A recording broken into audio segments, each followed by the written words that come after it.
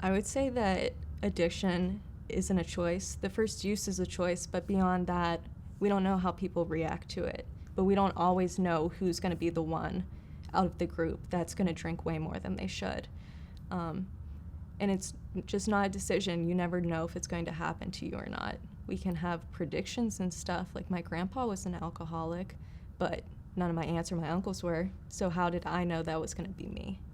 And so we just have to remember that it's not a choice. A lot of it's genetics. Trauma is a big one, and that nobody just chooses to do it. And we often really need help from other people because we don't know how to break through ourselves.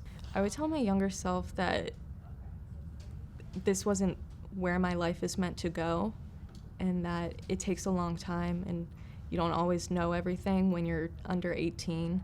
Our brains aren't even fully developed until we're 26, and to think that life is unmanageable before then, it's not, because you still have so much more growing to do, just developmentally, emotionally, physically, and you're not anywhere near your peak of life. So to use substances and change your peak, it's just not what's best for you. Yeah, so we did learn a lot about developmental statistics and how substances affect how the brain develops, especially when you're younger than 18, because there's so many things that aren't even developed.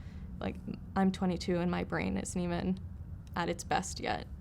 And to imagine that, like, a 13-year-old is using and changing their brain so much will impact them forever. I would tell kids who think that's not going to get worse that you never know how it's going to end up. We always start out with drinking weed, and it kind of escalates when people start bringing in new things to your life, and you just think, oh, I can try this and there are no consequences. But you don't know if you're going to get caught and go to jail, and then that starts a whole catalyst of other things that might happen. You might end up homeless because you can't apply for housing anywhere. You might not be able to get a job because you've been to jail. There are just so many other consequences that you can't anticipate, even after the first use. Drugs and alcohol is completely operant conditioning. It's like Pavlov's dog. Every time you ring the bell, the dog gets fed. So every time you're sad, you use. So anytime in the future when you're feeling sad, your brain automatically goes, well, I should use, instead of seeking other help, instead of talking to my friends, going to therapy, taking my actual medication if you're on it.